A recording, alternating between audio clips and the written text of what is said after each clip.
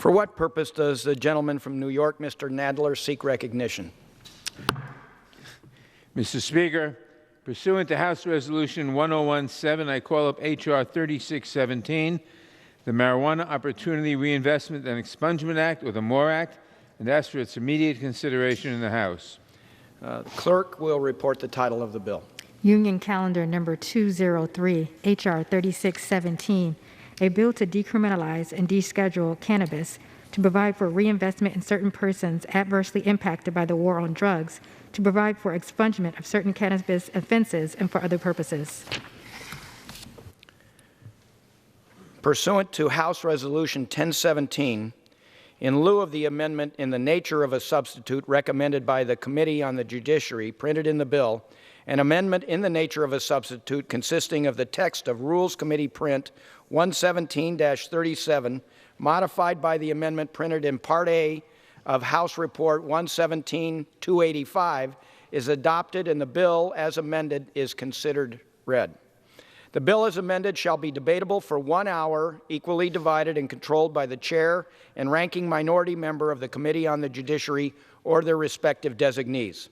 The gentleman from New York, Mr. Nadler, and the gentleman from Oregon, Mr. Bentz, each will control 30 minutes. The chair now recognizes the gentleman from New York, Mr. Nadler.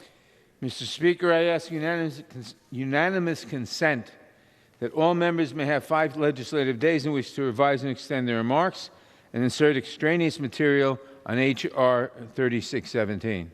Without objection. Mr. Speaker, I yield myself such time as I may consume. Gentleman is recognized. Mr. Speaker, H.R. 3617, the Marijuana Opportunity Reinvestment and Expungement Act, or the MORE Act, is long overdue legislation that would reverse decades of failed federal policies based on the criminalization of marijuana. It would also take steps to address the heavy toll these policies have taken across the country, particularly among communities of color.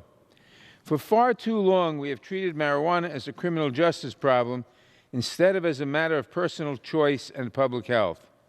Whatever one's views are on the use of marijuana for recreational or medicinal use, the policy of arrest, prosecution, and incarceration at the federal level has proven both unwise and unjust.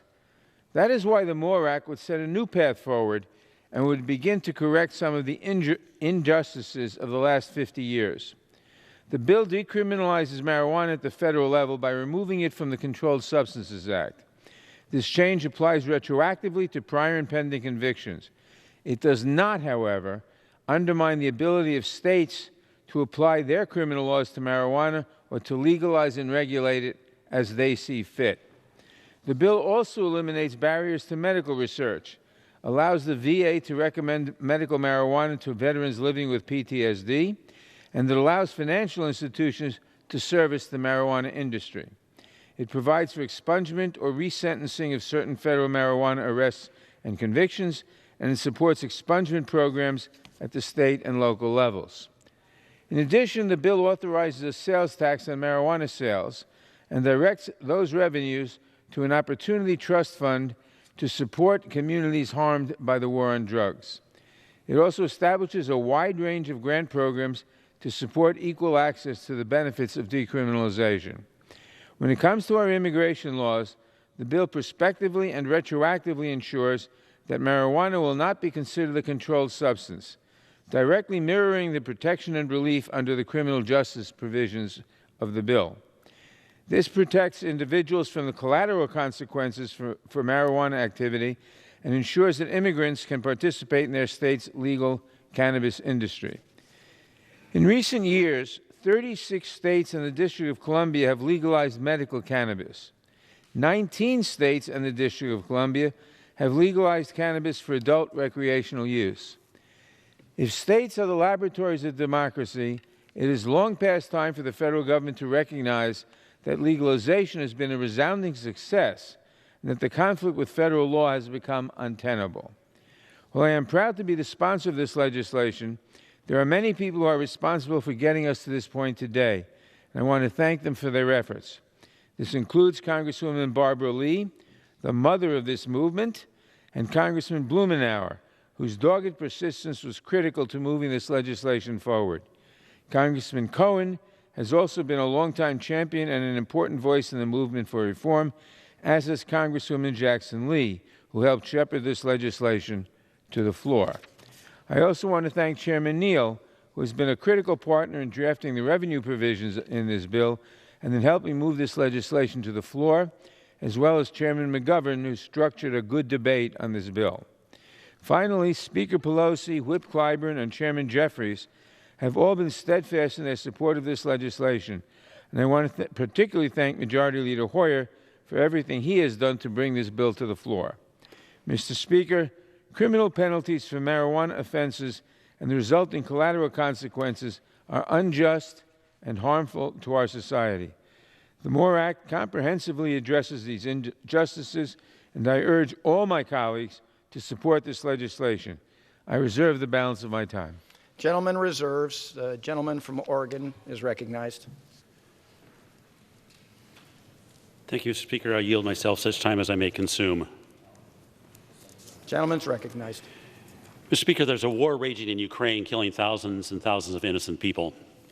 Gasoline, diesel, grocery prices are through the roof. For all practical purposes, we don't have a southern border anymore, so hundreds of thousands of immigrants continue to flood into the United States, and the situation there is about to get much worse. Rampant inflation is making short work of the hard-earned money of all Americans, but the main priority for the Democrats this week isn't Ukraine, skyrocketing gasoline prices, 8% inflation, or the border crisis. No, instead, it's marijuana. It's been obvious for years that at some point marijuana was going to be formally legalized. What's deeply and truly disturbing, however, about this bill is its failure to address the clear consequences of legalization, such as what this drug does to children, to drivers on our highways, to the mental health of up to 30% of those adults who choose to use marijuana, to communities inundated with hundreds, if not thousands, of foreign cartel-operated, unlicensed, out-of-control marijuana grows, and finally to those who actually try to produce cannabis marijuana legally. Let's take a closer look at Oregon, my state, to see what really happens when marijuana is legalized without careful and necessary thought. The picture behind me is a hoop house. It's about 100 feet long and 50 feet wide. At current retail, it will produce about $6 million worth of marijuana a year.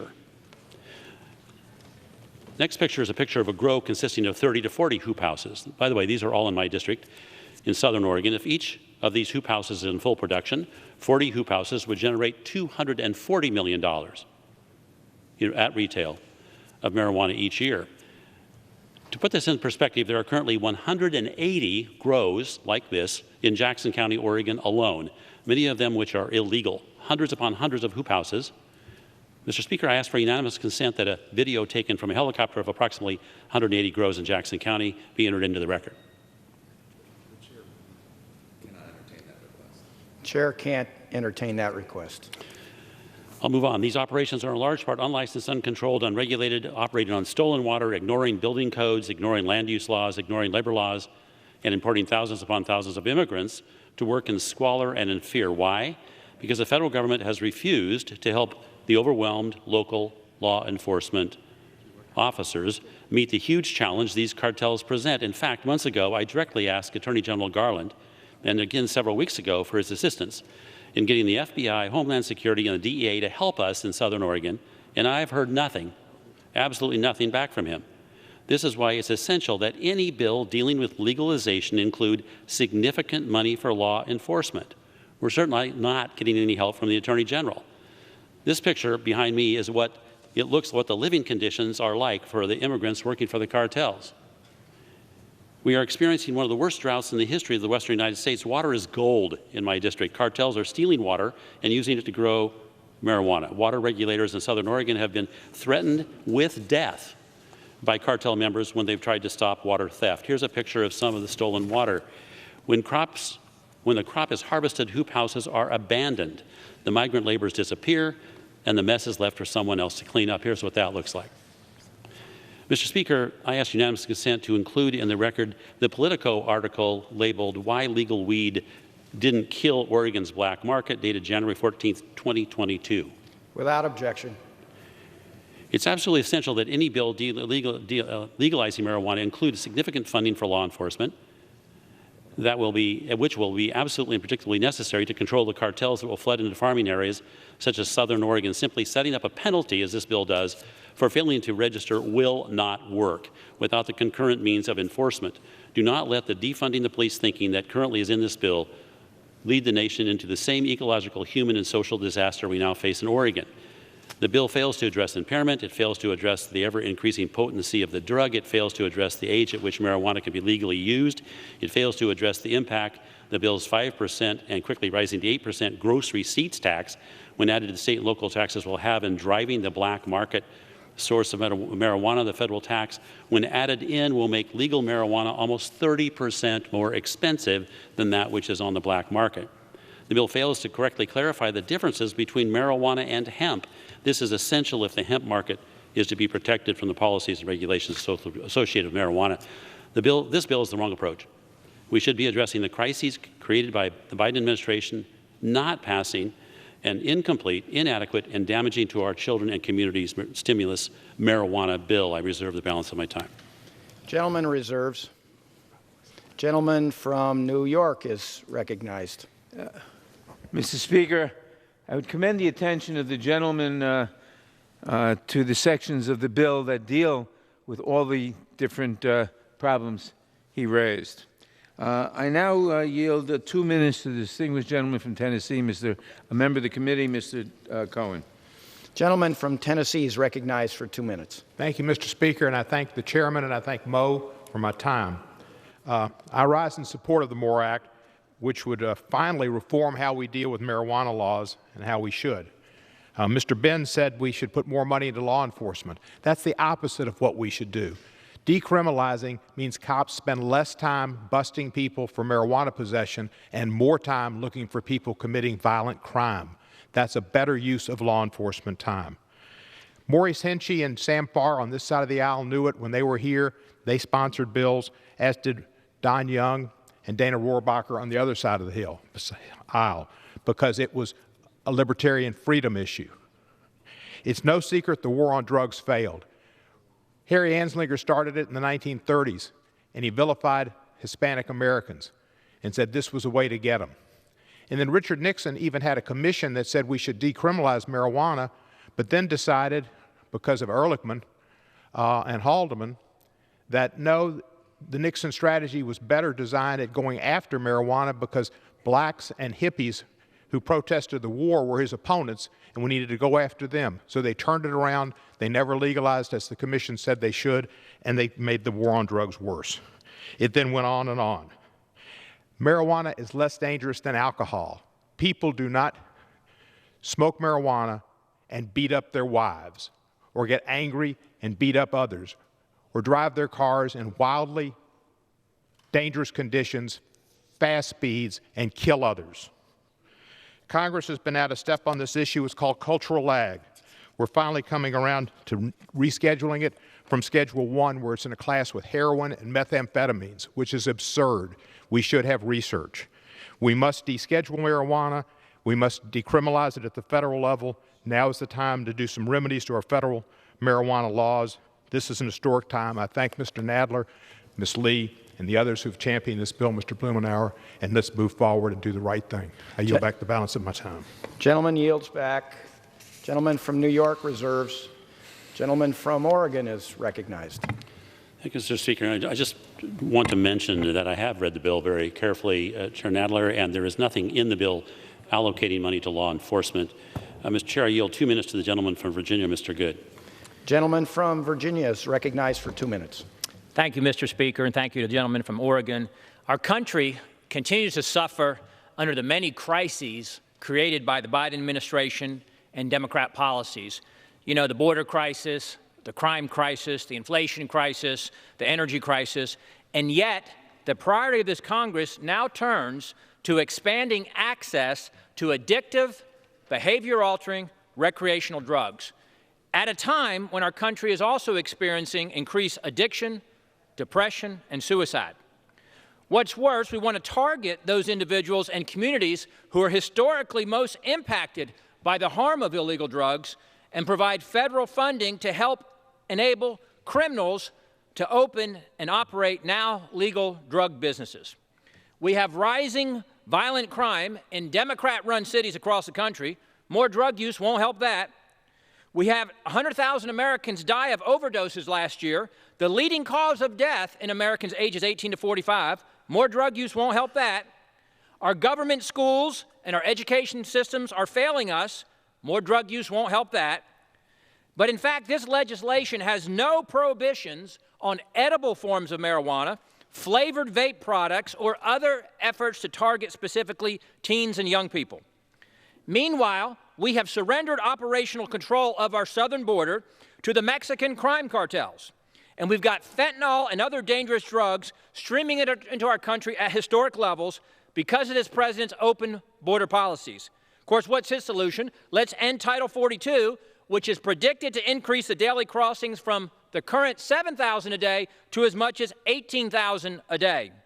That's over 500,000 a month. How might this impact the illegal drug trade across our country? Law enforcement tells me that legalizing marijuana will force the criminal element to redouble their efforts into hard, more dangerous drugs to replace the profit that's been lost from marijuana. You can also look at the states that have already legalized it, and you can see the increased addiction, Gentleman's time has expired. And homelessness that Gentleman's has caused. time has expired. We should be ashamed of ourselves for The considering gentleman's this time legislation has expired. and not oppose this bill. Mr. Speaker, I reserve the balance of my time. Gentleman from Oregon reserves. The gentleman from New York, Mr. Nadler. Mr. Speaker, I now yield 2 minutes to distinguished Chairman of the Democratic Caucus, Mr. Jeffries. Gentleman from New York is recognized for 2 minutes.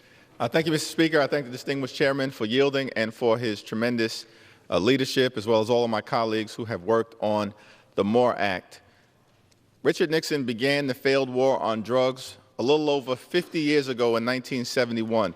At the time, there were less than 300,000 Americans incarcerated in this country. Today, there are 2.3 million, disproportionately Black and Latino. Many of those individuals who have been incarcerated are there because of non-violent drug offenses, often marijuana possession and use. The United States of America incarcerates more people than any other country in the world, including per capita China and Russia combined.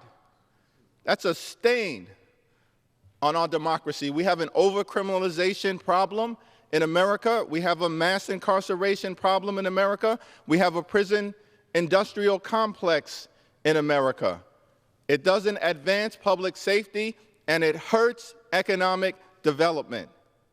It has ruined individuals, ruined lives, ruined families, and ruined communities, particularly in communities of color. It's time to end the federal cannabis prohibition. It's time to deschedule it. It's time to decriminalize marijuana. It's time to invest in communities in a way that makes sense, both from a public safety standpoint as well as a fairness, equity, and justice standpoint. It's time to pass the MORE Act. I yield back. Gentleman yields back. The gentleman from New York reserves. Gentleman from Oregon is recognized. Thank you, Mr. Speaker. I just want to mention that there's about $400 million that would have been raised last year under this bill had this tax been in place, and none of that money goes to public safety. It goes to rebuild community space, but not public safety. With that, I yield 2 minutes to the gentleman from Georgia, Mr. Carter. I thank the gentleman for yielding. Mr. Speaker. Gentleman for Georgia is recognized for 2 minutes. Mr. Speaker. Mr. Speaker, how is it that we here in Congress, in the face of all the domestic and international crises that we are facing right now, that we're here talking about decriminalizing and descheduling marijuana? Now, we're all going to go home this weekend. And what are our constituents going to be talking about? They're going to be talking about the price of gas. They're going to be talking about the price of food. They're going to be talking about the price that they have to pay to heat their homes. They're going to turn on the TV, and what are they going to see? They're going to see in real time Ukrainians being bombed by Russia, fleeing for their life. And what are we doing here in Congress? Talking about marijuana? You got to be kidding me. Mr. Speaker, as you know, I'm a pharmacist. I know addiction. I know, and I've studied addiction. I can tell you, marijuana is nothing more than a gateway drug. It leads to other, harder drugs. Don't try to justify this by saying, oh, alcohol's a drug and it's legalized. That's not what we do. That makes no sense whatsoever. Mr. Speaker, we had a hearing in the Energy and Commerce Committee. We had 10 parents before us whose children had died due to opioid addiction. Not 8 out of 10, not 9 out of 10, but 10 out of 10 of those parents said they smoked marijuana to begin with. 10 out of 10. It is a gateway drug that leads to harder drugs. This is not a Republican-Democrat situation here. This is an American problem. You know that we had 100,000 Americans die of overdose last year. Mr. Speaker, this is misguided. This is wrong. This is not what we should be discussing. Gentleman's time has expired. Gentleman yields back. Gentleman from Oregon reserves. Gentleman from New York is recognized. Mr. Speaker, I now yield 2 minutes to the distinguished gentleman from Rhode Island, a member of the Judiciary Committee, Mr. Cicilline. Gentleman from Rhode Island is recognized for 2 minutes. Mr. Speaker, I rise today in support of the MORE Act, legislation that takes an important step in rectifying some of the harm caused by the failed war on drugs. The enforcement of marijuana laws has been a major driver of mass incarceration in the United States. Hundreds of thousands of people are arrested each year for marijuana-related charges, very often just possession. This has in turn led to our federal prison system operating at 103% of capacity. And too many of these offenders are serving time for nonviolent drug-related crimes. A drug-related conviction, even for possession, can be devastating for the rest of a person's life, making it difficult or even impossible to vote, get a job, be approved for a loan, or even qualify for a government program. And as we know, these consequences have had massively disproportionate impact on communities of color, as Chairman Jeffries just mentioned. And this current system, frankly, doesn't work. It doesn't make any sense, not for community safety, not for the functioning of an effective prison system, and not for successful rehabilitation. By removing marijuana from the federal controlled substances list, allowing for the expulsion of marijuana offenses, and providing support to communities most impacted by the failed war on drugs, the MORE Act is a long overdue step in restoring justice and reversing the harms caused by the war on drugs. I want to thank Chairman Nadler for his extraordinary leadership on this issue. I'm proud to be a co-sponsor of this legislation and to support it here today. I urge my colleagues to join me in voting yes and reversing the gross injustice that the war on drugs has produced and bring sensible policy back into place. And I again want to end by thanking everyone who's worked on this for so many years, but particularly our chairman for his passionate and strong leadership. And with that, Mr. Speaker, I yield back. Gentleman from Rhode Island yields back. The gentleman from New York reserves. The gentleman from Oregon is recognized. Thank you, Mr. Speaker. I yield 4 minutes to the gentleman from Arizona, Mr. Big. Gentleman from Arizona is recognized for 4 minutes. Thanks, Mr. Speaker. It's great to be here. I got a kick out of the gentleman from Tennessee showing his age. He's talking about pot when it was 2% THC. He's thinking pot's still this drug where people get goofy and they eat Cheetos and nacho cheese Doritos. He's not talking about the 99% THC pot that's being sold in some of these states where they've legalized recreational pot. So I think that's really fun and anachronistic. Very good to go back and think about how things were in the late 60s, early 70s. But let's talk about, how about a Mother Jones article that I have before me where they are analyzing the use of pot and they're talking about, hey, look, this is what happens. You start seeing paranoia and psychosis come in, and they're referring to New Zealand studies, long-term longitudinal studies about the dangers of pot. That's interesting. We're not going to even talk about that because we don't have time to talk about that because we're focusing here on descheduling marijuana. And what that does is that incentivizes marijuana use and distribution. But this bill is also reckless in its approach. It provides no limits on or requirements to clearly identify the potency of marijuana or its extracts or concentrates. In '95, for instance, the THC concentration was about 4% on average. Today, it goes between 20 and 99%. It also doesn't deal with what the Surgeon General says needs to be the case, that the age limit should be under age 25. This doesn't get into any age limit, doesn't cover that, yet that's what the Surgeon General says. In fact, the Surgeon General's advisory says human brain continues to develop from birth into the mid-20s, vulnerable to the effects of addictive substances, I don't know, like marijuana. In fact, it goes on to say frequent marijuana use during adolescence is associated with changes in the areas of the brain involving attention, memory, decision-making, and motivation. Adolescent marijuana use is associated with declines in IQ, school performance and attendance, and life satisfaction, increased rates of suicide attempts. And you know what this bill does? It's a lot of fun, folks. What it does is says, you know, you can distribute this under federal law anyway, you can distribute this to an 11-year-old kid.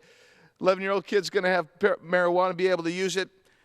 You can't do anything to them here for that, that's for sure. But what it does do is it creates a tax crime, So you get rid of your marijuana crime, creates some tax crimes, and we all know how great the tax code is for being ease of use and understanding. Section 3 of the bill removes marijuana from the Schedule of Controlled Substances Act. It would no longer be a federal crime to possess or sell marijuana, including to 11-year-olds. Section 5, however, puts it into the tax code. I think there's another fun aspect here. It talks about 600,000 arrests annually, yet the reality is that's for state and local crimes. In fact, there were 1,100 marijuana convictions in 2020. You know what those, under federal law, you know what those convictions were? Those were for transport distribution. Yeah, now you're not going to be able to get to anybody for that. So let's talk about how well this has worked in the LA Times pieces that talk about this. LA Times does a massive expose. What do they find out? They say Prop 64 was going to solve all these problems. Solve the problems. Instead, what you have are thousands of illegal grow dispensaries. Why? Because they have a Byzantine code like what these guys are setting up here today. And so you have a crisis in LA County, San Bernardino County, and also in Riverside County. Those grow farms use forced labor, as Mr. Bentz so eloquently talked about, the Oregon grow farms. These are being run in Southern California by the cartels who originate in Mexico, Ukraine, Russia, Bulgaria, and China. Yeah, that's what you're going to do. You're going to federalize this. Well done. This is a piece of garbage. I oppose this legislation, and I'll yield back. Gentleman yields back. Gentleman from Oregon reserves. Gentleman from New York is recognized. Mr. Speaker, I now yield 3 minutes to the distinguished gentlelady from Texas, a member of the Judiciary Committee, Ms. Jackson Lee. Gentlelady from Texas is recognized for 3 minutes. I thank the Speaker. I thank the lead sponsor, Chairman Nadler, for problem solving. Blumenauer and Cohen and Congresswoman Lee and all of those who galvanized all of us and was pleased to be able to lead this through the crime subcommittee. The war on drugs simply failed. And I'm glad that one interpretation that has just been evidenced by my good friend on the other side of the aisle will have little weight and little basis. Because what we're doing here is solving a problem. Let me just indicate from the health affairs culture of health, a black person is still nearly 4 times more likely to be arrested for cannabis possession than a white person. To summarize this bill, it deals with federal decriminalization, taxation, and expungement. It does not stop the DA, Department of Justice, the FBI, or anyone else from doing its job. The bill would remove marijuana as a cannabis from the list or schedule of federally controlled substances. This means that going forward, individuals can no longer be prosecuted federally for marijuana offenses. This does not mean that marijuana would now be legal throughout the United States. The bill would simply remove the federal government from the business of prosecuting marijuana cases, which would leave the question of legality to individual states. 47 states already have some form of legal use of marijuana. So let me share, my friends, the points that they're going to make. The bill was designed to help individuals who have been caught up in the criminal justice system for possessing small amounts of marijuana for personal use. was not designed to help drug traffickers. By the way, the president has given over $1 billion to Ukraine as one of the steadfast leaders and has galvanized NATO and our allies, and not one of us needs to challenge the president or any one of us in our fight to help Ukraine. And let me make it very clear about crime. Read the president's budget. He has a massive piece in there to reduce crime. It's everywhere, including rural America, where Republicans say they are. But I don't look at it that way. It's Americans. We stand together. This bill is about America. The expungement provisions are limited to nonviolent marijuana possession convictions that has loaded up our federal prisons. If an individual has other criminal convictions in addition to a covered nonviolent offense, marijuana offense, the bill already includes a stated exemption for drug kingpins, meaning anyone who received an increased sentence for being a leader or organizer of drug trafficking will not qualify for expungement. And once this bill is passed, it would enable individuals to possess and use marijuana for personal use. Marijuana will be regulated as a commodity, but let me tell you what else will happen. We'll be able to research. The scientists will be able to study what is happening to our young people, our juveniles, if that is the case. We have a definitive position in there about helping those who may become addicted. We do not overlook those who might as well be using it. Gentlelady's time has expired. So Gentlelady's let us go forward on this time bill. has I expired. ask support for the bill. I yield back. Gentlelady yields back. Gentleman from New York reserves. Gentleman from Oregon is recognized. Thank you, Mr. Speaker. I yield 2.5 minutes to the gentleman from Mississippi, Mr. Palazzo. Gentleman from Mississippi is recognized for 2.5 minutes, did you say?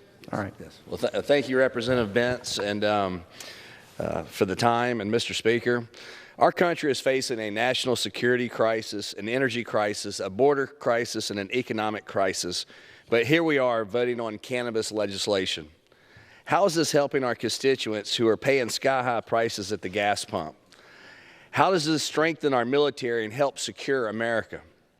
How does this address Biden's record-breaking surge of illegal immigrants at our southern border? How does this help us to leave a stronger, safer, more secure America for our children and our children's children? Simple answer, it doesn't. We are here today to vote to get America high. In states with legalized marijuana, there are more marijuana-related emergency room visits and hospitalizations than any other category. Patients in a study using marijuana to treat pain, anxiety, and depression failed to report improved symptoms, and the continued use of marijuana brought risk of addiction known as cannabis abuse disorder. The National Institute on Drug Abuse found that about 30% of marijuana users have some form of use disorder. In Colorado, the Speaker's home state, and the leading state for legalizing marijuana, there was a 25% increase in CUD among 12 to 17-year-olds. These are our children. Allowing children who don't know how to rationalize long-term effects of drugs to use a gateway drug for recreational or medicinal purposes is reckless, negligent, careless, and irresponsible. No, I will not. The MORE Act does not responsibly end federal prohibition of cannabis. The MORE Act does not end the war on drugs. All it does is poison our children and weaken our society. This flawed legislation is not time sensitive, does not require consideration this week, and should not take priority over the various serious issues our country currently faces. I urge my colleagues to vote against this bill and put our children first, not the dope dealers. I yield back. Gentleman yields back. Gentleman from Oregon reserves. Gentleman from New York is recognized. Mr. Speaker, I now yield 2 minutes to the distinguished gentleman from California, Mr. Correa. Gentleman from California is recognized for 2 minutes. Mr. Speaker, I rise in strong support of the MORE Act. This legislation is a very simple but very important piece of legislation. It does 3 basic things. Number 1, it legalizes cannabis by removing it from the Controlled Substance Act. Number 2, it establishes a process to expunge cannabis-related convictions. And number 3, it taxes cannabis. And Mr. Speaker, it is time. It is time. 37 states in our nation have already legalized cannabis. Even Canada has legalized cannabis, and other nations around the world are legalizing cannabis. And even the Israelis are selling cannabis-related medicine. It's time, Mr. Speaker. But this is just the start. Cannabis farmers can't enroll in crop insurance. They can't receive the official organic designation, and they can't access USDA programs. Mr. Speaker, it's well beyond time. Please vote for this legislation. Vote for common sense. Let's vote for the MORE Act. I yield. Gentleman yields back. Gentleman from New York reserves. Gentleman from Oregon is recognized. Mr. Speaker, in response to this bill helping farmers, I just want to say it does not. What it does is it puts a tax on top of that which their product, when added to the Oregon tax, would be almost 30%. That does not encourage farmers to raise the crop because they can't compete against the black market. There has to be far more thought given to what will be an 8% additional cost. By the way, it's a gross receipts tax. It's on top of the gross receipts, not that net profit that you're supposed to get. And secondly, the bill as written fails to distinguish between hemp and marijuana. This must be done if folks in each space are going to properly grow. And with that, I reserve. Gentleman reserves. Gentleman from New York is recognized. Mr. Speaker, I now yield 1 minute to the distinguished Majority Leader of the House, Mr. Hoyer. Gentleman from Maryland is recognized for 1 minute.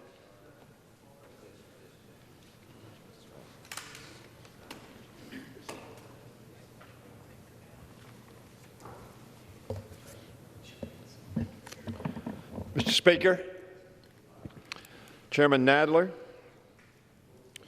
ranking members, this is an important piece of legislation. How do I know that? Because the people have told us that. Every time they've had the opportunity to vote in America, they have voted to do this.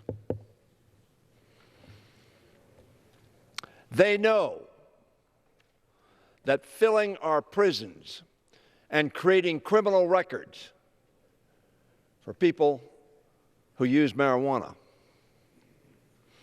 and knowing full well that if they're people of color, the possibilities of adverse consequences are geometrically greater. And I want to tell my colleagues, I'm tired of hearing this argument that, oh my goodness, we're doing this, we ought to be doing something else. We are all working on the issues of great concern, not only to us, but to the global community. On the war in Ukraine, on the criminal activities that Putin is subjecting us to, on inflation, a critical problem for all of our people. We're working on that. We're having trouble getting some legislation in the Senate that will bring down inflation and bring down the cost for the American people. Not on our side of the aisle. So when I hear this argument, oh, we ought to be doing this, we ought to be doing that, we ought to be doing the other, this is an important, fair piece of legislation, fair for the American people. So I thank Chairman Nadler. I thank the Judiciary Committee. I thank members on my side of the aisle. I thank Barbara Lee, who's walking down the aisle right now, who's worked so hard on this. Why has she worked so hard on it? Because she knows the extraordinary unfairness of the application of existing laws. You don't have to argue that. Just look at the statistics. And you find that to be the case. Chairman Nadler has long been a champion of decriminalizing marijuana and addressing the systemic injustices and inequities resulting from the war on drugs. I was a supporter of the war on drugs. I've been here a long time. I have been, like the gentleman who spoke about this is a gateway drug. It's not a gateway drug. I've been convinced of that. Marijuana has been legalized in 19 states. That's 40% of our states, save one. And the District of Columbia. And medical marijuana is legal in 36 states.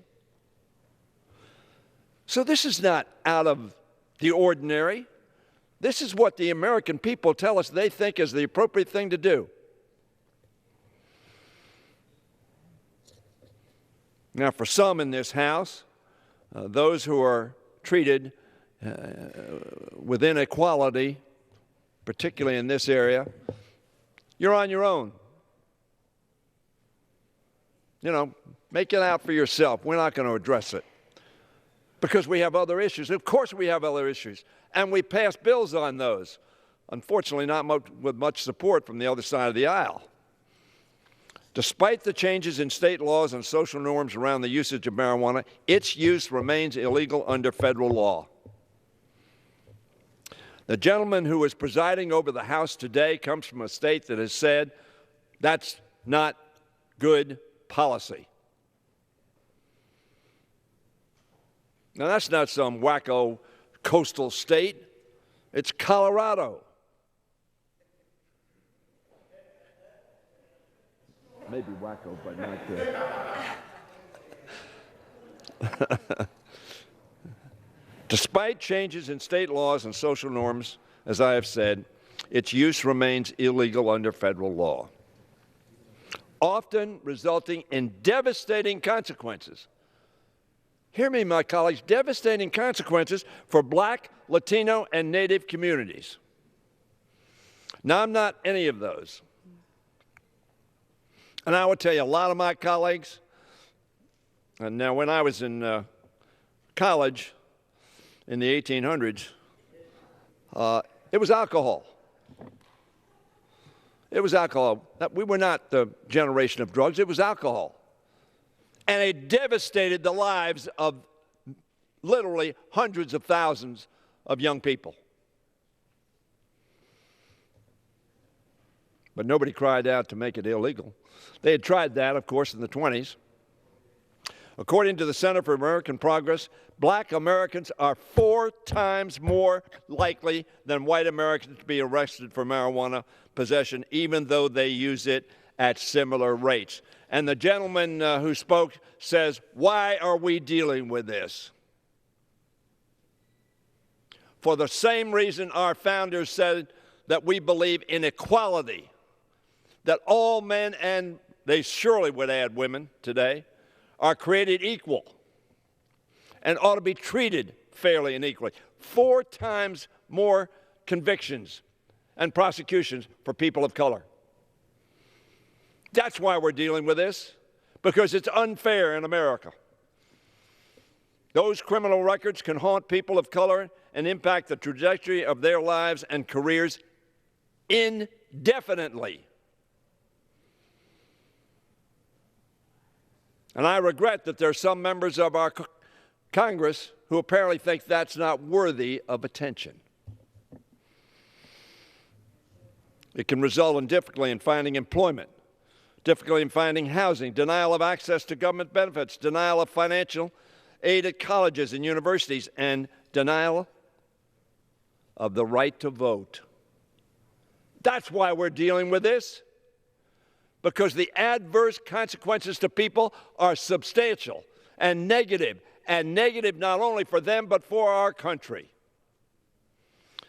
The legislation before us would remove marijuana from the list of scheduled substances under the Controlled Substances Act, allowing our police department, which we want to fund, by the way, so get off that line that we want to defund the police.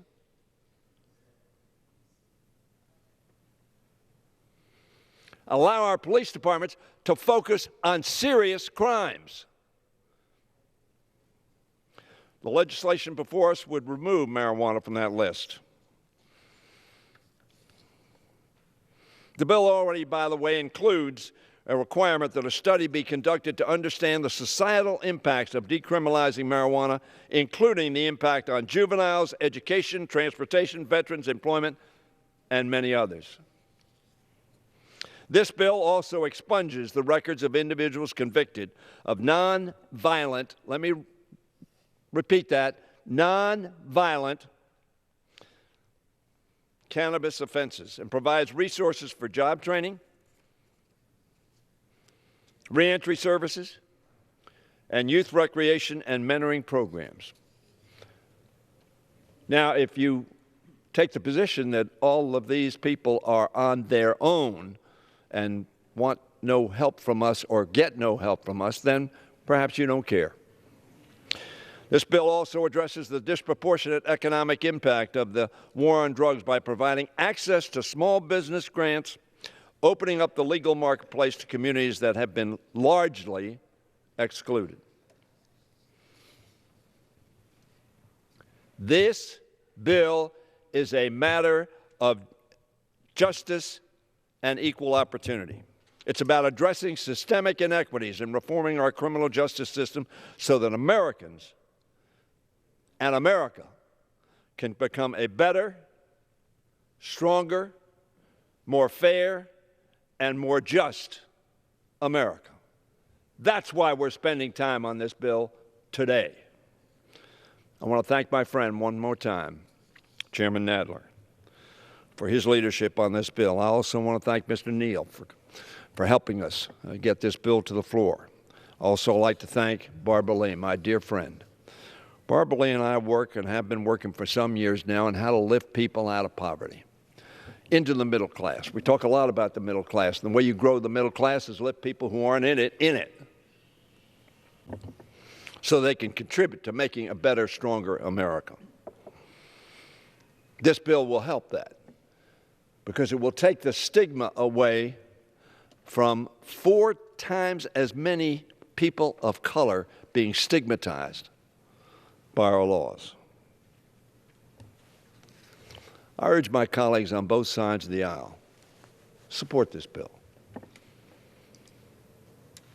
The people of Mississippi supported this bill when they went to the polls and voted, not on this bill, that's not accurate, but on the decriminalization of marijuana, because they knew that it was neither necessary to be criminalized and they knew the adverse impacts. I don't ask you to support something the people of California did or the people of New York or even Maryland. But think about supporting the people of Mississippi who voted on a policy that would make a fairer and more just America. And I yield back the balance of my time. Gentleman from Maryland yields back. The gentleman from New York reserves. The gentleman from Oregon is recognized. Mr. Speaker, I just want to mention that it was noted that whenever asked, the people have said that they would support legalization of marijuana. That's not correct. North Dakota Measure 3 failed. Missouri Proposition C to legalize marijuana failed. Ohio Issue 3 failed. With that, I yield 2 minutes to the gentleman from Ohio, Mr. Latta. Gentleman from Ohio is recognized for 2 minutes. Well, thank you, Mr. Speaker, and I thank the gentleman for yielding. I rise today to offer a motion to recommit on behalf of the members of our communities who have tragically lost their lives to substance use disorder, SUD. Prior to the COVID-19 public health emergency, our country faced a different kind of enemy that knew no bounds. This chamber is once united in the battle against addiction, and I was proud of the legislative work we did to address this crisis, most recently through the SUPPORT Act.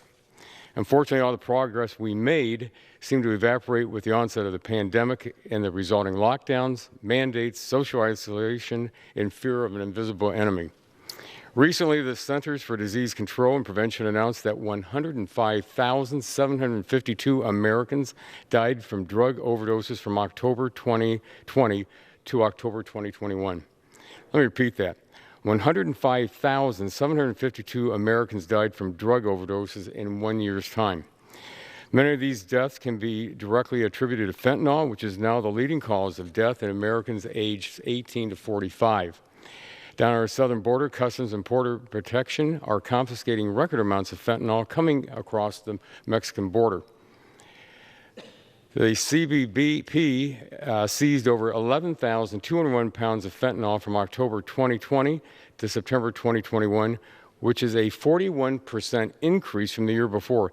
That is enough fentanyl to kill 2.5 billion people, or the entire U.S. population 7 times over. To address this crisis, I introduced the HALT Fentanyl Act with my friend, the gentleman from the 9th District of Virginia.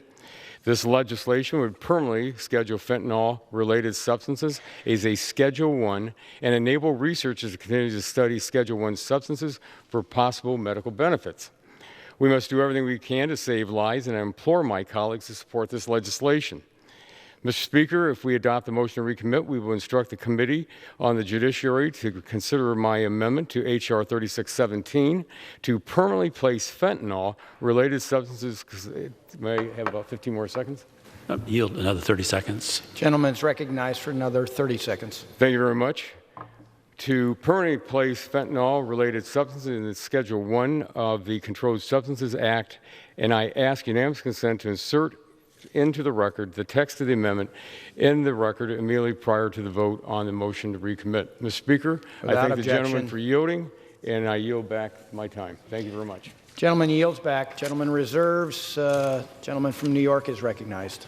Mr. Speaker, I now yield 2 minutes to the distinguished gentlelady from New York, Ms. Velasquez. Gentlelady from New York is recognized for 2 minutes. Mr. Speaker, I rise in support of this legislation because it is long overdue for our federal laws to catch up with the legal reality in almost every state in the Union, and because federal reform must place restorative justice as the top priority. I thank Speaker Pelosi, Chairman Nadler, and my fellow chairs for once again bringing this legislation to the House floor.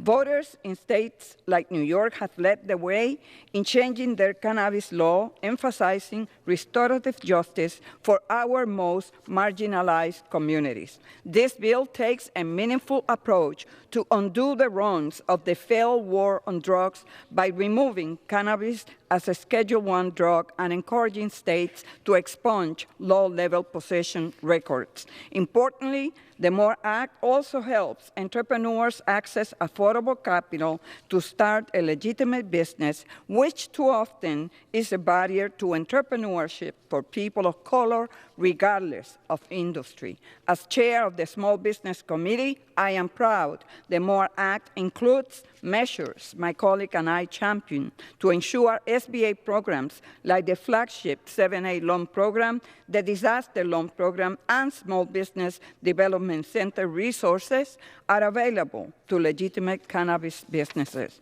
The MORE Act is the best proposal to ensure communities disproportionately impacted by the prohibition of cannabis are best positioned to profit from its legalization. For that reason, I urge my colleagues to vote yes. Gentlelady yields back. Gentleman from New York reserves. Gentleman from Oregon is recognized. Thank you, Mr. Speaker. I yield 4 minutes to the gentleman from Ohio, Mr. Jordan. Gentleman from Ohio is recognized for 4 minutes. Thank you, Mr. Speaker. I thank the gentleman for yielding. Mr. Speaker, record crime, record inflation, record gas prices, record number of illegal immigrants crossing our southern border. And what are Democrats doing today? Legalizing drugs. Legalizing drugs and using American tax dollars to kickstart and prop up the marijuana industry. Wow, such a deal for the American people. Record crime. Every major urban area has increased crime, and Democrats are legalizing drugs and propping up the marijuana industry. 40-year high inflation. Hasn't been this high since 1982. We have some members not even born in, record inflation, and Democrats are focusing on legalizing drugs and kickstarting the marijuana industry. Record gas prices, $6 gas in California, $4 gas everywhere else, and Democrats are legalizing drugs and helping the marijuana industry. And, of course, 2 million illegal immigrants crossed our southern border in the last 14 months, and Democrats are legalizing drugs and helping the cannabis industry. Oh, and by the way, and we have a Justice Department, we could be focused on this issue, we have a Justice Department that is treating parents as domestic terrorists, spying on moms and dads who simply show up at school board meetings. We know that's going on, putting a threat tag label on parents, this designation, this label on moms and dads, simply standing up for their kids. and Democrats are focused on legalizing drugs and helping the cannabis industry. The majority leader, Democrat majority leader, said, why are we dealing with this today? You know why they're dealing with this today? Because they can't deal with the real problems facing American people. The left won't let them. You think the left's going to let them do what needs to be done to bring down gas prices? We sat in a hearing a few months ago. One of our Democrat colleagues, in that hearing, we had the CEOs of the oil and gas companies. He went down the line and said, will you pledge today to decrease production? They want less oil and gas. I asked after he got done. Literally, he went down the list. I said, what do you want, $8 gas? And the truth is they do. So they can't, the left will not let the Democrats do what needs to be done to help the inflation problem, the energy problem, the illegal immigration problem on our southern border. So what do? They legalize drugs. Wow. Wow. This is wrong, and everybody knows it. Let's focus on the things that matter for, as the majority leader said, for middle-class families who are having to drive to work, pick their kids up at school, take their kids to Little League practice, spending $4 and $5 a gallon to get them there and back. Let's focus on the things that matter.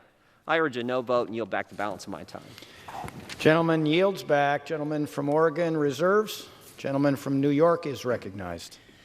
Mr. Speaker, this bill will greatly reduce crime by redefining as not crimes things that are now considered crimes, and by releasing people in jail who should not be in jail.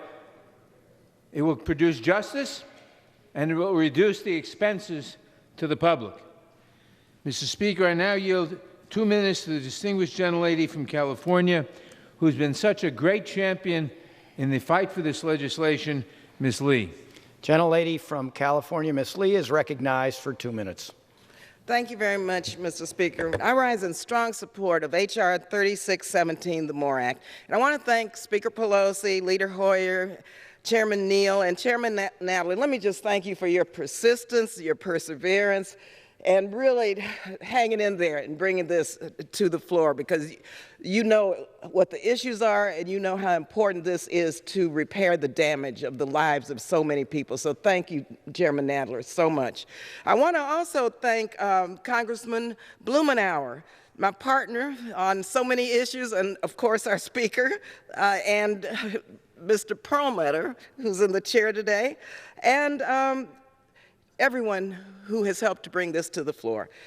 And my condolences today with the family of our colleague, the late Representative Don Young, a champion on this issue. I honor his memory today as a founding member and co-chair of the Cannabis Caucus who voted for the MORE Act the first time it came to the floor.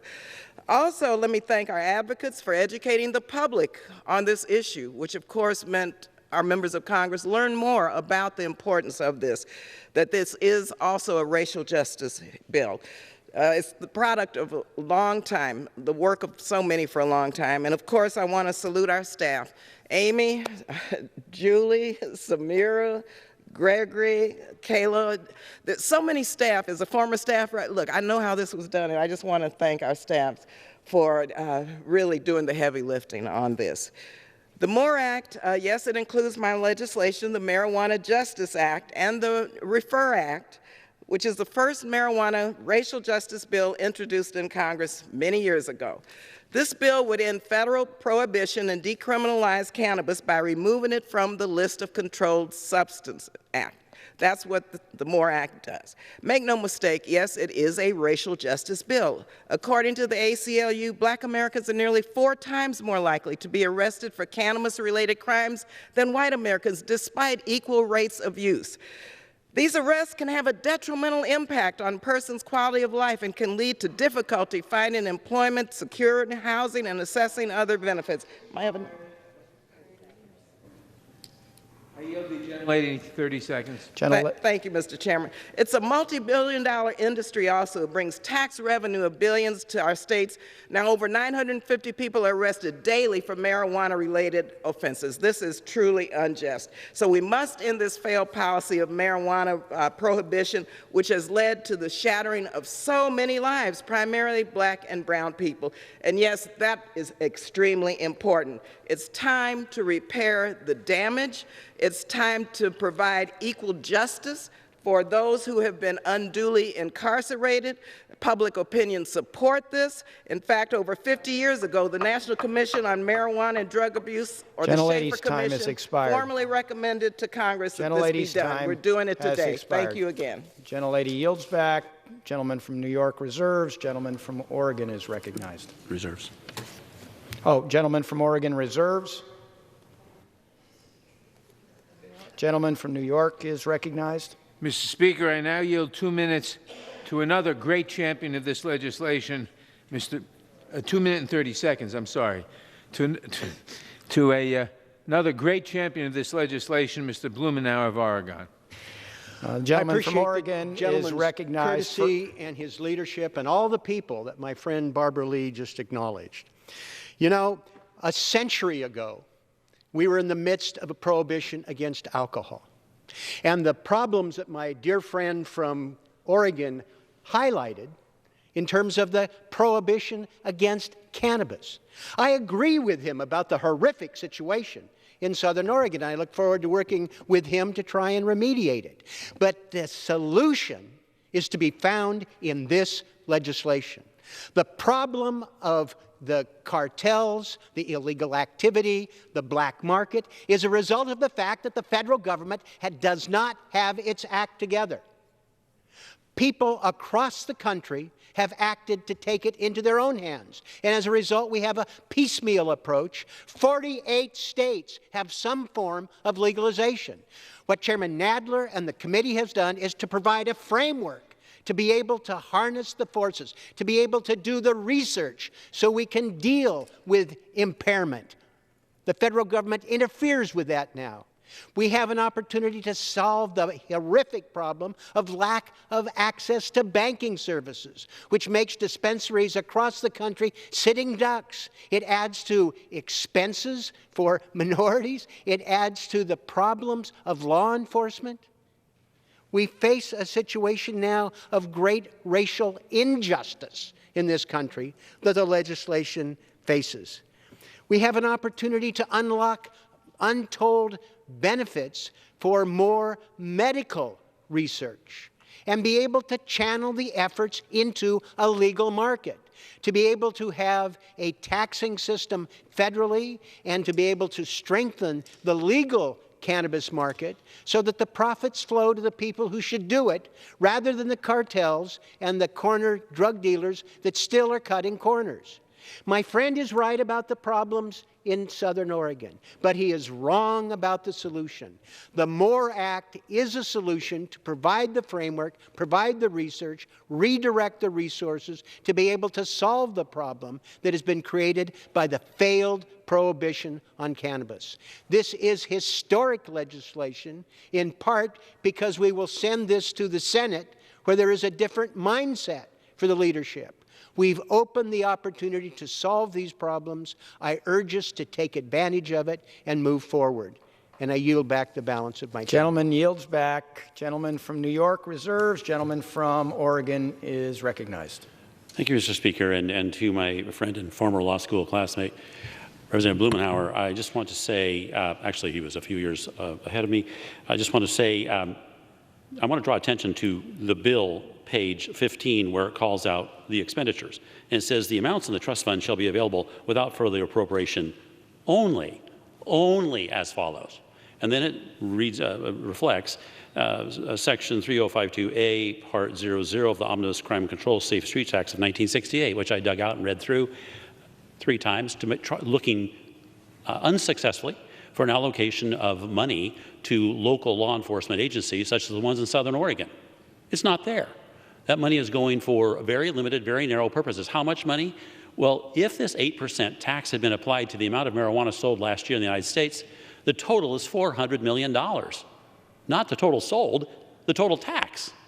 $400 million, half of which would go to this narrow piece of work, not saying it's unimportant, but it's narrow. 50% called out here, then 10%, 20%, none to police. So what I'm trying to say is, yes, you've taken this up. Do it right. Get it right. And you have a whole bunch of work that needs to be done to get this bill right. I reserve. Gentleman reserves. Gentleman from New York is recognized.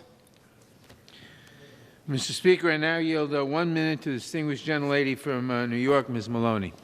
Gentlelady is recognized for 1 minute. I rise in strong support of the MORE Act, and I applaud my colleagues, Chairman Nadler and Barbara Lee, for their leadership on this critical legislation. For years, public support for marijuana legalization has surged. 37 states have voted to legalize marijuana. It's past time that Congress answers the call for marijuana justice. This sweeping legislation would finally decriminalize cannabis at the federal level by removing it from the Controlled Substance Act. The law would apply this retroactively to prior and pending convictions that have disproportionately harmed communities of color. The MORE Act would also help those whose convictions are overturned through the Opportunity Trust Fund that would provide job training, reentry assistance, legal aid, and health care. If we are serious about criminal justice, we need to get rid of the antiquated cannabis laws. The MORE Act would do just that.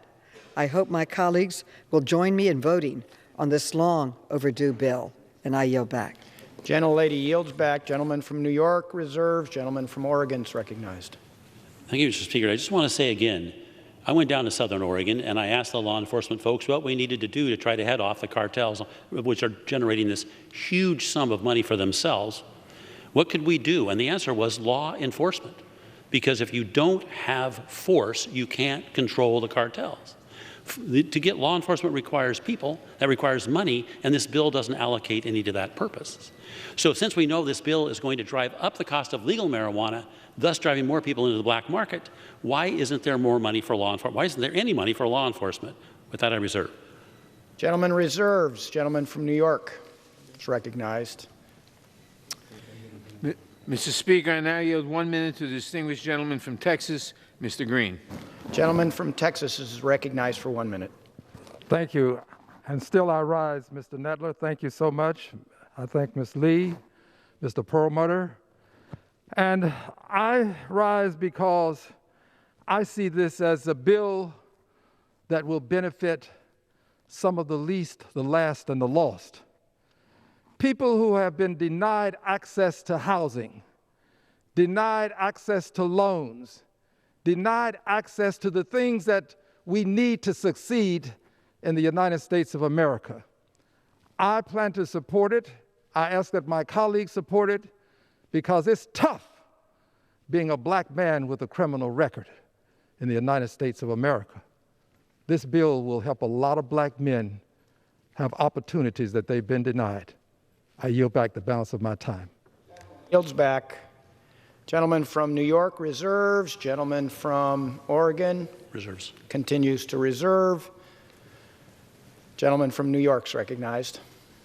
Mr. Speaker, I now yield 1 minute to the distinguished gentleman from Louisiana, Mr. Carter. Gentleman's recognized. The COVID pandemic has produced a rise in drug abuse, violent crime, and other indicators of collective trauma. These are pressing issues that urgently need resources devoted to them. We must stop wasting precious resources on marijuana offenses. Law enforcement simply cannot afford to chase small-time pot offenders, while violent and random crime continues to be on the rise nationwide.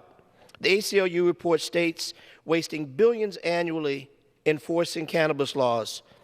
This is money, time, and effort better spent on investing on true community safety. Further, Americans overwhelmingly want marijuana reform. 91% report that they believe that it should be legalized. Congress is long overdue in marijuana reform and decriminalizing this substance.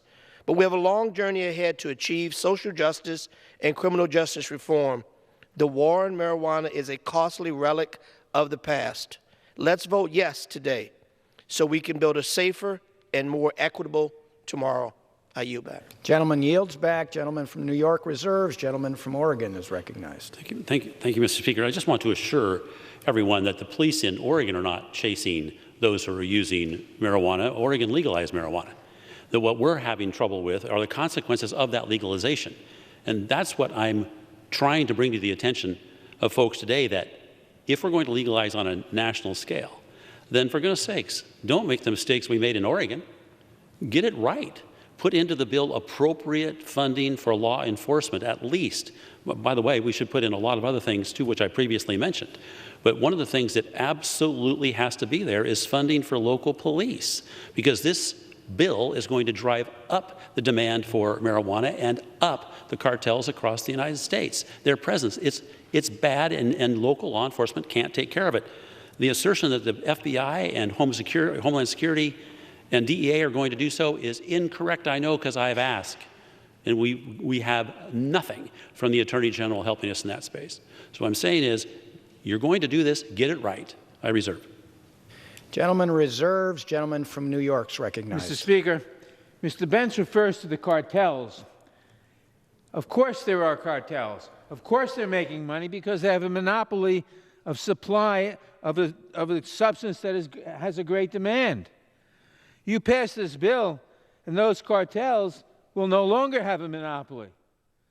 And the law enforcement, their expenses will go down because they will not have to enforce the marijuana laws, and the marijuana prohibition laws, nor will they have to fight the cartels, which won't be there anymore because their monopoly of supply will have been eliminated. I now yield 1 minute to the distinguished gentlelady from New Jersey, Ms. Watson-Coleman. Gentlelady from New Jersey is recognized for a minute. Thank you, Mr. Speaker, and thank you, Mr. Chairman. Thank you to everyone that my colleague Barbara Lee acknowledged earlier.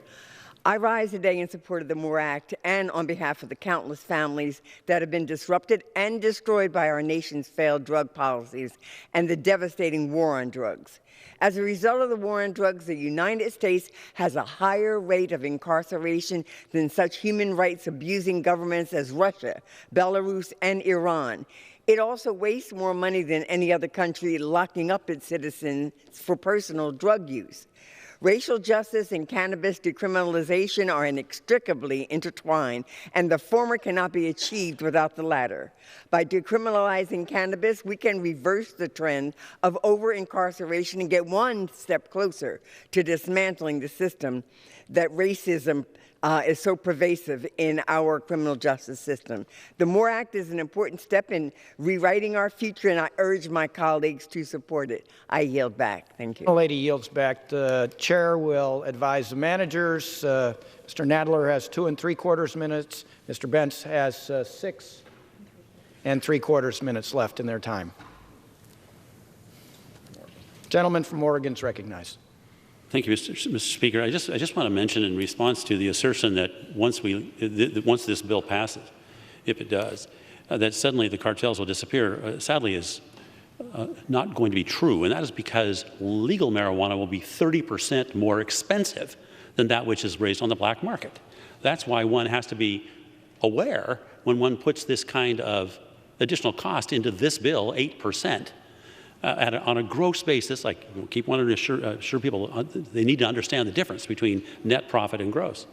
What's going to happen is the cartels will have a 30% benefit advantage over privately raised marijuana. And so what I'm trying to say is get this bill right. This isn't my thinking. This is people who have looked into this extremely carefully, those who are trying to do this legally. And I'm saying this bill is incorrectly crafted on that level and many others. I reserve. Reserves. Gentleman from New York is recognized.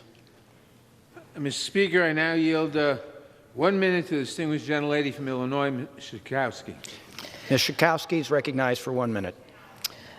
I want to thank you, Mr. Chairman, for your leadership, but I also want to recognize Representative Blumenauer for his decades of work on this issue. The MORE Act is the most comprehensive marijuana reform bill in Congress, and it is rooted in social justice.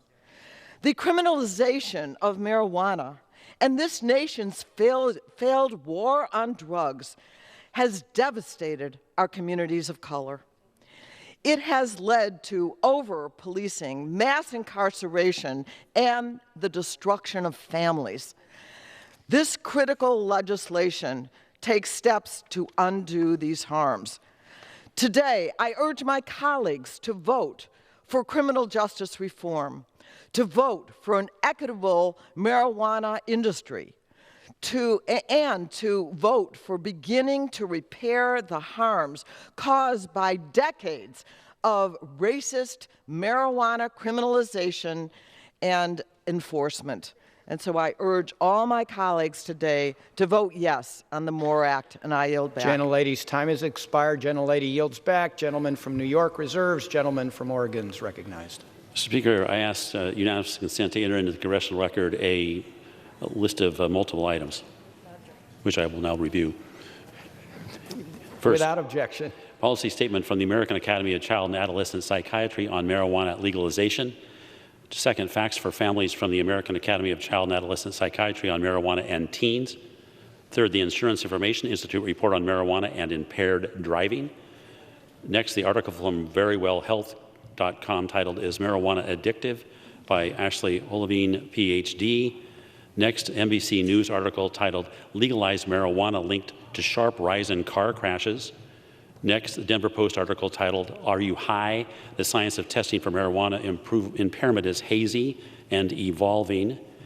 Finally, Bloomberg article titled "U.S. Grapples with How to Gauge Just How High Cannabis Users Are." I reserve.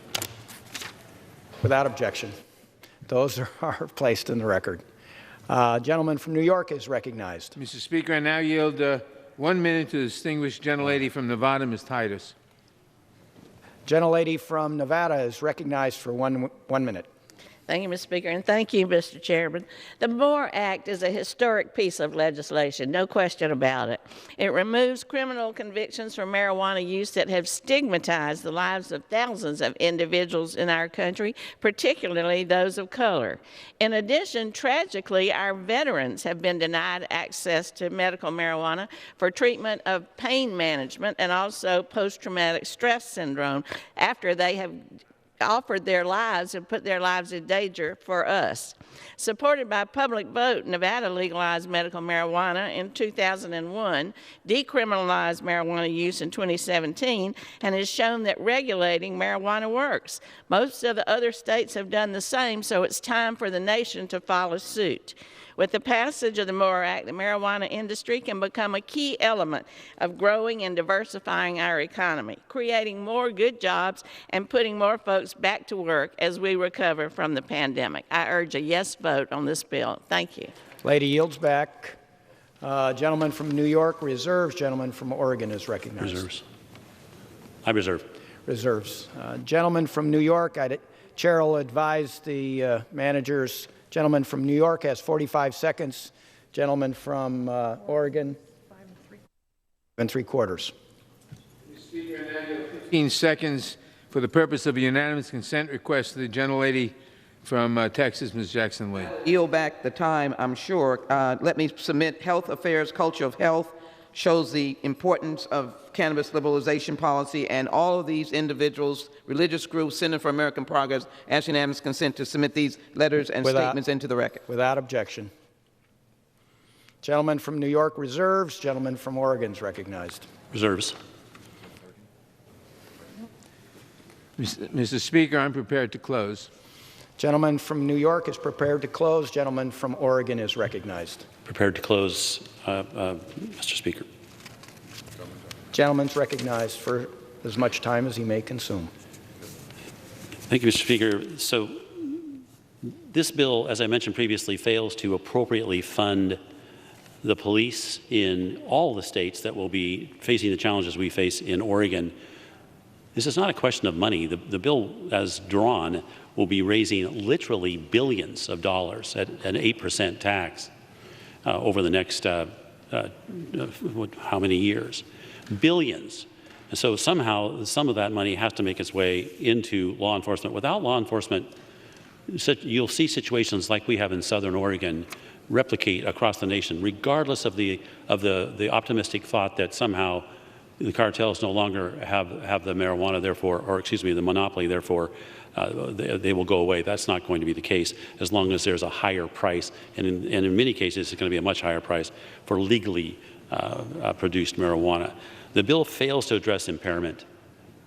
My friends, many of them in the law enforcement space, including my brother, a former county sheriff, have said this is a huge problem where we don't know when people are driving impaired. Studies are ongoing. Why are we broadening this problem when we don't know how to charge those who are driving under the influence? It, of course, as we heard, fails to address the ever-increasing potency of the drug. It fails to address the age at which marijuana can be legally used. What is that about? We know this drug adversely affects particularly young men's brains development all the way up to age 26, and yet this bill says nothing about it. And it fails to address the differences between marijuana and hemp. And some would say, well, that's such a small issue. It's a huge issue. It's a huge issue, and it needs to be addressed. This bill is the proper vehicle to address these issues. And I see that there are some amendments being brought which perhaps will at least go partially in that direction. But the bill itself and the legalization is premature given the nature of those amendments. So this is an untimely, incomplete bill. Its greatest failure is in not recognizing and addressing the damage the drug will do to our kids and our communities. I strongly urge a no vote. Gentleman yields back his time. Gentleman from New York is recognized. Mr. Speaker, last Congress, the House voted on a bipartisan basis to address this issue. Unfortunately, the Senate failed to act, so I'm pleased that we are moving forward again today. Over the past 2 decades, public support for legalizing marijuana has surged. States have led the way and continue to lead the way on marijuana reform, but our federal laws have not kept pace with the obvious need for change. It's time for the federal government to catch up to do what is right. The MORE Act would treat marijuana as a public health issue rather than a criminal matter, and would begin to rectify the heavy toll that criminalization has taken, particularly on communities of color and low-income communities. I urge my colleagues to support this legislation, and I yield back the balance of my time. Gentleman yields back. All time for debate has expired. Each further amendment printed in Part B of House Report 117-285 shall be considered only in the order printed in the report, may be offered only by a member designated in the report, shall be considered as read, shall be debatable for the time specified in the report, equally divided and controlled by the proponent and an opponent, may be withdrawn by the proponent at any time before the question is put thereon, shall not be subject to amendment, and shall not be subject to a demand for division of the question. For what purpose does the gentleman... it is now in order to consider Amendment Number 1, printed in Part B of House Report 117-285. For what purpose does the gentleman from New Jersey rise? Thank you, Mr. Speaker. I have an amendment at the desk. Clerk will designate the amendment. Amendment Number 1, printed in Part B of House Report Number 117-285, offered by Mr. Gottheimer of New Jersey. Pursuant to House Resolution 1017, the gentleman from New Jersey, Mr. Gottheimer, and a member opposed, each will control 5 minutes. Chair now recognizes the gentleman from New Jersey. Thank you, Mr. Speaker. I rise today about an amendment that I think is critically important to this legislation that addresses a topic that I'm concerned about, and I know many are as well, to make sure that law enforcement has the tools they need to ensure that our roads are safe and that when they pull someone over for whatever purpose, they're able to actually have the tools they need to assess the situation. My amendment would make sure the Secretary of Transportation can conduct a study on technologies and methods that law enforcement use to determine whether a driver is impaired by marijuana. This study will give the National Highway Traffic Safety Administration the resources they need to conduct this study. I think it's important and will make this legislation even stronger. Thank you, and I yield back. Gentleman reserves.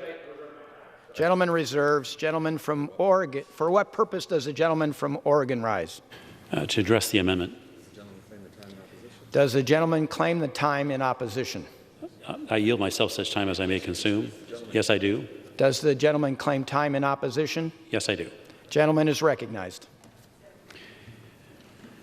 This amendment would authorize $10 million to the National Highway Traffic Safety Administration to conduct a study on how certain technologies can help law enforcement officers detect whether a driver is impaired by marijuana. Impaired driving is a serious issue that takes thousands of lives every year. Unfortunately, Democrats only want to address this problem after they create it. Legalizing marijuana will undoubtedly lead to more drivers being impaired by marijuana. Democrats want to legalize marijuana and then provide law enforcement with a study on how they might be able to detect drivers impaired by marijuana. Why wouldn't we start with giving law enforcement the resources they need? This doesn't make any sense, And the lack of support for law enforcement from Democrats in this bill shouldn't surprise us. Nowhere in this bill is there any funding for or support for law enforcement related to marijuana. Let's fix the existing problems before making more. I reserve the balance of my time. Gentleman reserves. Gentleman from New Jersey is recognized. Thank you. I yield 1 minute to Ms. Jackson-Lee.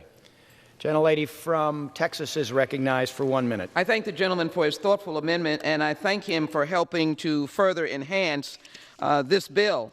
For clarity's sake, let me be very clear. This bill decriminalizes possession on the federal level. All state laws, all state law enforcement are able to do their job.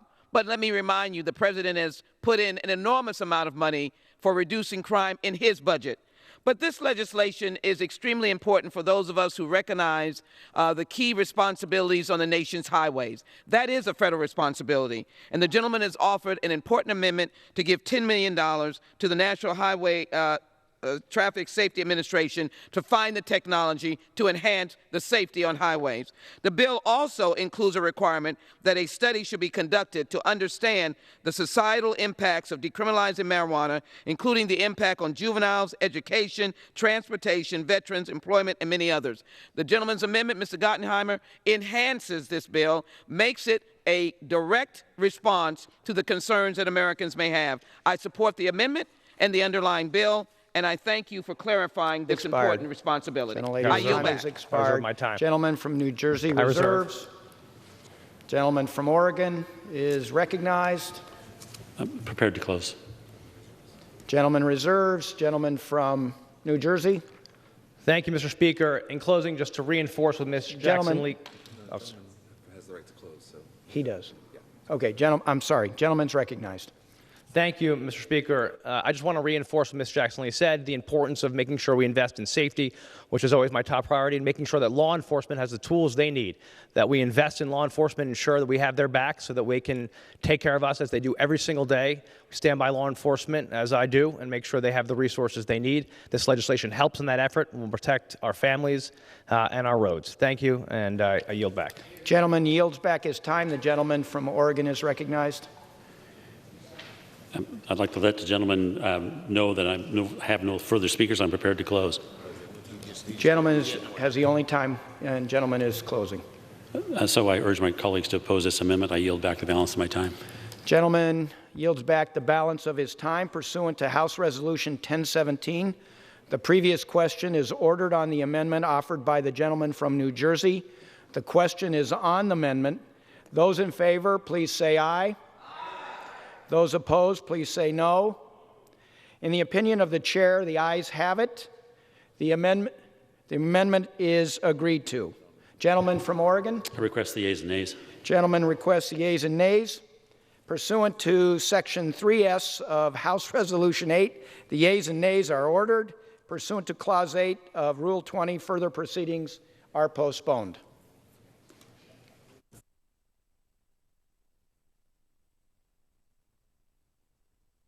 Now in order to consider amendment number 2, printed in Part B of House Report 117-285. For what purpose does the gentleman from Pennsylvania seek recognition? Mr. Speaker, I have an amendment at the desk. The clerk will designate the amendment. Amendment number 2, printed in Part B of House Report number 117-285, offered by Mr. Lamb of Pennsylvania. Pursuant to House Resolution 1017, the gentleman from Pennsylvania, Mr. Lamb, and a member opposed, each will control 5 minutes. The chair recognizes the gentleman from Pennsylvania. Thank you, Mr. Speaker. I yield myself such time as I may consume. Gentleman is recognized. Mr. Speaker, before I came to Congress, I was a federal prosecutor in my hometown of Pittsburgh, and the biggest law enforcement challenges that we had then and really still have today are opioids and gun violence. Marijuana just didn't register in terms of the risk that it posed to people on a day-to-day basis compared to those two things. Yet because of the way the federal criminal laws are written and the way that cannabis is placed in Schedule I, it is very easy for a marijuana offense to actually get someone a worse sentence than an opioid offense like overprescribing OxyContin or selling fentanyl, or a firearms offense like possession of a firearm or shooting at someone. Our federal laws are out of place. And so it's in the spirit of wanting to make sure that our law enforcement priorities are focused on the most serious crimes and the most violent crimes that I can support the removal of cannabis from Schedule 1. This bill came up once before in the previous Congress under a closed rule in which there were not opportunities for amendment, and so I want to thank the leadership and the chairman this time around for allowing members under an open rule to make some amendments, because while I do support the removal of cannabis from Schedule 1, I think, as we've heard in the debate today, there are many questions about what happens the day after that, and are we being careful enough to ensure that the public gets the best possible balance of the benefits of taxing and regulating cannabis while still protecting children and making sure that we have safe and efficient workplaces. So the amendment that I'm offering here today aims to answer a couple of key questions. What happens when essential workers, firefighters, people that operate heavy equipment on infrastructure projects, people who work in public safety and national security, what are we willing to tolerate as far as those workers on the job site potentially with cannabis in their system? We need to know how to test for it. We need to know what the rules are to keep people safe on that job site, and most importantly, keep the public safe so that these people continue working. Same question for schools. What are the best practices for schools in a world where cannabis is no longer in Schedule 1 of the Controlled Substances Act? In a world where cannabis could be in corner stores that children walk past on their way home? In a world where school bus drivers or teachers may be legally authorized to use cannabis in their off time? All we're trying to do is answer these questions. Now, there are some who see problems with a change in the law, and they see challenges, and they shrink from them. And they say, let's keep the status quo the same. Let's not tackle these problems. What we are trying to do here is do the public one better than that. There is an ironclad case for removing cannabis from Schedule 1 and focusing our law enforcement priorities where they should be. But we have to take steps to make sure that we do this in a careful, cautious, and correct manner. That's what my amendment offers, Mr. Speaker, and I reserve the balance of my time. Gentleman reserves. Gentleman for what purpose does the gentleman from Oregon rise? Speaker, I rise in opposition to the proposed amendment. Gentleman is recognized. I yield myself such time as I may consume. This amendment is a great example of how Democrats legislate, make a bunch of drastic changes, and then consider the consequences. The amendment calls for 2 studies to be conducted after the enactment of the bill to evaluate how state legislation of marijuana has impacted those states. The first study will be conducted by the National Institute for Occupational Safety and Health on the impact of state legalization of recreational marijuana on the workplace. The second study will be conducted by the Department of Education on the impact of legalization to schools and school-age children. The amendment also requires the Department of Education to develop best practices for educators and administrators to protect children from negative impacts. This amendment recognizes the fact that the majority is blindly leading us down the path of marijuana legalization. The information to be provided by these studies would better serve this body and the children of America if we had it before legalization. Last year, the percentage of American employees testing positive for drugs hit a 2-decade high. This jump was driven by an increase in positive marijuana tests. This amendment is merely window dressing on a bad and incomplete bill, rather than tackle the actual problem of marijuana abuse at the workplace, which could have disastrous consequences. Democrats simply want to study the issue. This amendment is a tacit admission that they know this bill is flawed and is employed by the majority to say they have addressed one of the flaws. I fear the information that these studies will reveal may come too late for many if this bill were to become law. I reserve the balance of my time. Gentleman reserves. Gentleman from Pennsylvania is recognized. Ms. remaining.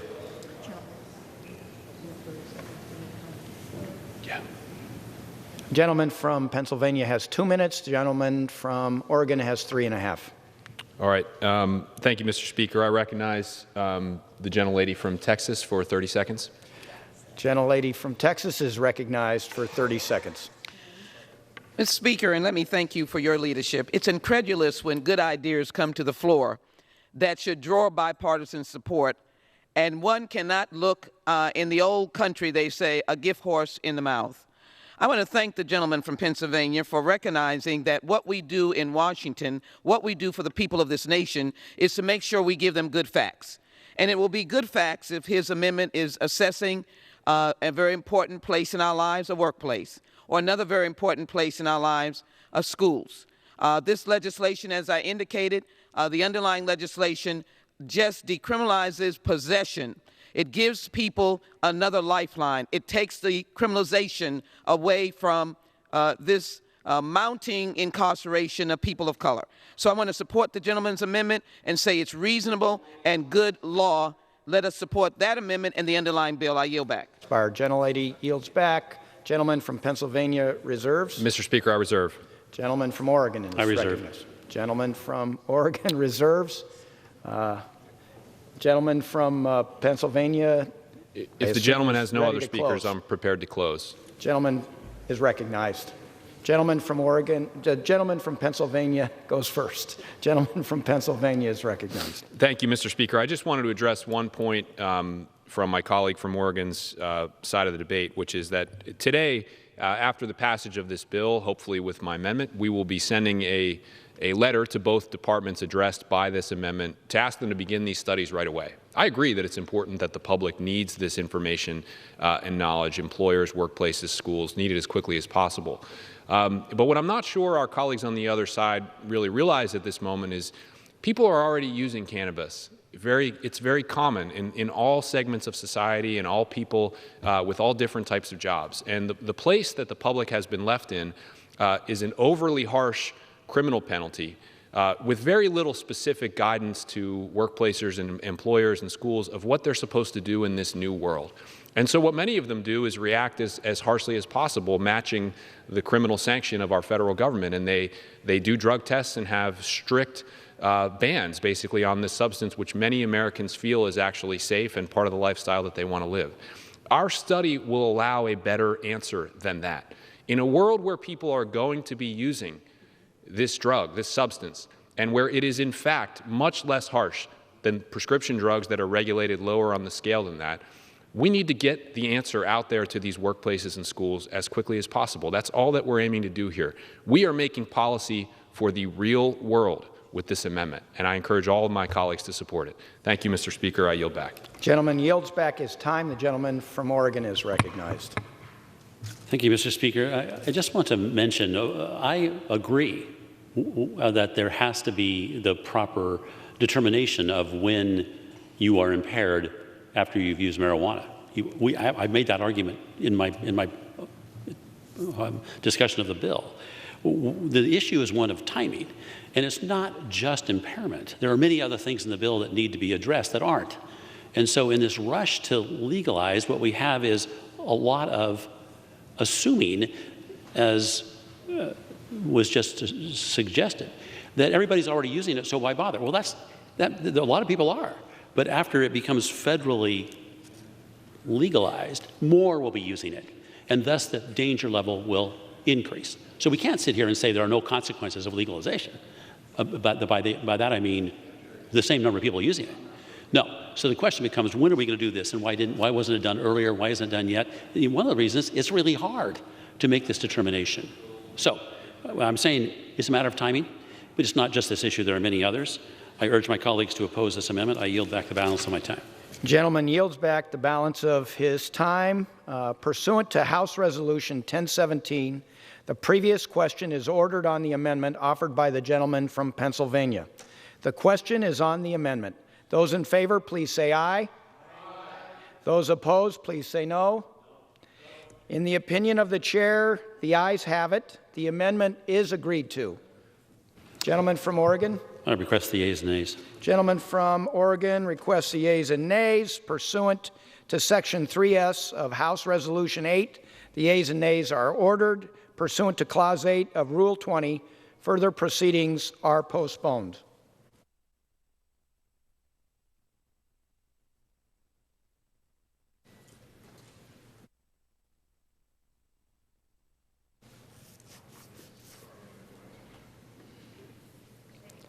It is now in order to consider Amendment Number 3, printed in Part B of House Report 117-285.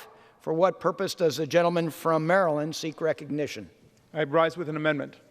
The clerk will designate the amendment. Amendment Number 3, printed in Part B of House Report Number 117-285, offered by Mr. Raskin of Maryland. Pursuant to House Resolution 1017, the gentleman from Maryland, Mr. Raskin, and a member opposed, each will control 5 minutes. The gentleman from Maryland is recognized. And I yield myself as much time as I may consume. Gentleman's recognized. Thank you, Mr. Speaker. I'm very proud today to stand for this legislation with the party of democracy and freedom for the people rather than the party of Big Brother and failed drug authoritarianism. Do you know that 150 million Americans have used marijuana? Half of the country, and that's just the people who are being honest about it. Half of the country has used marijuana, but you can still be denied security clearance and government employment for having once used marijuana. That is plainly stupid and wrong and unfair. And we are disqualifying tens of millions of qualified and excellent job applicants for federal government employment, our fellow citizens, our constituents in Democratic districts and Republican districts. We are disqualifying those people from being federal government employees solely because they've used marijuana. My amendment is one that every member of the House should support. It says that Americans should not be denied a security clearance simply because they have used marijuana. You know, the longer I spend time in Congress, Mr. Speaker, the more I realize that in America, change comes from the states. It comes from the people. That's how we got child labor laws. That's how we got women's suffrage. That's how we got direct election of U.S. senators. And now so too with our draconian, obsolete, and failed marijuana laws. Look what's happening out in America. 18 states, plus Washington, D.C., have now passed laws allowing adult use of marijuana. In other words, they've accepted the anti-prohibition principle that's in our Constitution. It's not that alcohol is so great for everybody in every circumstance, or marijuana is so great for everybody in every circumstance. It's that criminal prohibition and criminalization of large parts of our own population doesn't work. So it's legal in 18 states. In 27 states, it's been decriminalized. In a majority of the states, it's no longer criminal. And in 36 states, the vast majority of America, more than 2/3 of the states, medical use of marijuana has been approved. In other words, it is legal in the vast majority of states of the country to use marijuana for medicinal purposes. What a massive outbreak of common sense in America against the GOP's failed authoritarian war on marijuana that depends on paranoid tropes from the 1970s. It's like they saw reefer madness in middle school and never got over it. I concede our party is not for the kind of cocaine-fueled orgies that a freshman Republican representative bragged about this week, but we do understand that their marijuana prohibition laws don't work for our people. But in any event, Mr. Speaker, we can all agree that we should not be denying our constituents the opportunity to serve in federal office by denying them security clearance simply because they've used marijuana. I reserve. Reserves. Does anybody claim time in opposition? Gentleman from Oregon, for what purpose do you rise? Gentleman's recognized. I yield myself such time as I may consume. It's April Fool's Day, so maybe this is a joke. This amendment would require federal agencies to review every decision to rescind or deny a security clearance since 1971. To determine if it was based on marijuana usage, then the agency would have to track down every person who was denied a clearance due to marijuana use. The agency would then let them know that the decision will be reassessed unless the person objects. This is crazy. It creates a huge burden on federal agencies. For what? Even if this bill were to become law, the denial of these security clearances was based on a person's willful violation of a law at the time. When agencies are assessing whether these people should have access to national security sensitive information, the consideration isn't whether the person uses marijuana, it's whether the person is willing to undermine the rule of law. If they can't follow this nation's laws, then we can't expect them to follow the processes to protect our most sensitive information. Further, this amendment reaches back more than 50 years. How many of these people still need, want, or are even eligible for security clearances? No one gets a security clearance just because you want one. You can't just walk up off the street and apply for it. You need to be employed with the federal government or a government contractor, and your employer must need you to have access to the information. Very few people who were denied a security clearance in 1980 are still employed or in or even qualify for positions that would require security clearances. Some of the people we are talking about may be retirees in their 80s or 90s. Many of them may have representative payees who are their children or grandchildren. Why would we want to expose the fact that their father, mother, grandfather, grandmother was a marijuana abuser? So the gentleman from Maryland wants the federal government to recreate the security clearance backlog that the Trump administration just cleared up for unneeded reviews and to resurface private information. This amendment makes little sense, and I reserve the balance of my time. Gentleman reserves. Gentleman from Maryland is recognized. Mr. Speaker, thank you. I think the distinguished gentleman seems to concede the general principle that we should not be denying the opportunity of federal employment to half of the country because they've used marijuana before. And so his argument seems to be, well, this would be, we've denied so many people that this would be an imposition on federal bureaucrats to go back and tell people when they've been wronged in the past, simply by telling the truth and saying that they've once used marijuana. In fact, most of these agencies don't even require that there's any kind of criminal prosecution or conviction. If they ask you, have you used marijuana? And if people say, yes, I used it once in college or whatever, they can't get a job. I mean, that makes no sense. We're doing that to our constituents. So, yes, let's go back and see how many people we've denied the opportunity of federal employment to because they've used marijuana, which is lawful in most of the country now, either on a medicinal basis or on a recreational basis for adult consenting individuals who decide that's a decision they want to make. Let's grow up as a country about this, and let's stop discriminating against our own people. I reserve. Gentleman reserves. Gentleman from Oregon is recognized.